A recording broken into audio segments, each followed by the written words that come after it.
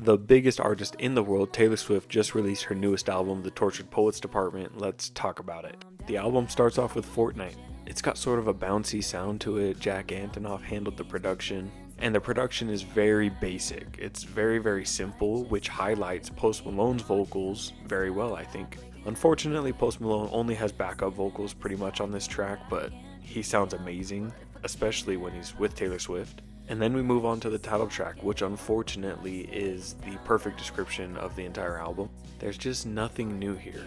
We have heard her talk about breakups on her albums. We have heard her try the synth pop sound off of Midnights. We have heard her try to do what feels like the intimate writing of Folklore and Evermore. This album is kind of a mix of all three of those albums, Midnights, Evermore, and Folklore. And I mean that in the worst way. It's a bad mix. It's like mayonnaise, pineapple juice, and bread. Not a good analogy here, but you just kind of have to choke this album down. She reaches for the positive things off of all three of these albums. She goes for the mystical synth pop sound off Midnight. She tries to recreate it.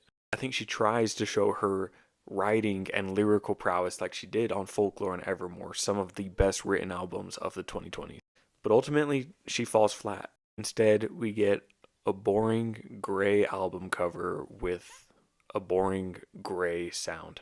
This album is so uninspired that every single track practically sounds the same. So by the time you get to Florida, which is about halfway through the hour-long album, it's such a breath of fresh air because you finally get some varied drums pounding on this track. You have a Florence and the Machine feature, and surprisingly, Florence actually has an entire verse, which Taylor Swift hasn't given out a verse to a guest in a really long time, it feels like.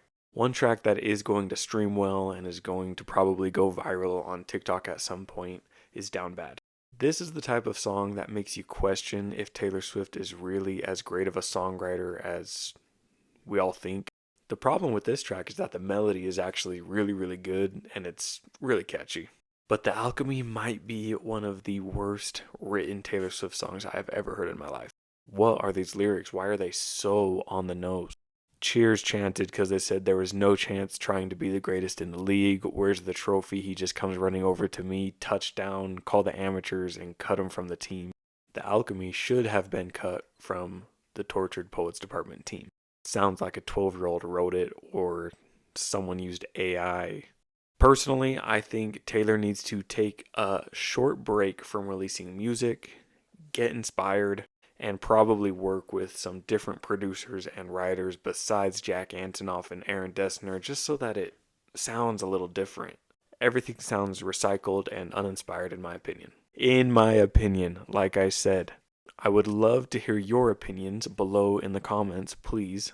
As always, I've added my favorite tracks off the album to my New Music Friday playlist, which you can find the link to my Spotify in my bio.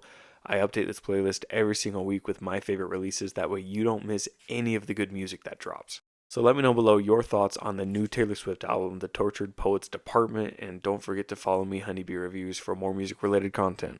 Overall, I'm very disappointed. There's a couple tracks that I definitely will listen to throughout the year though.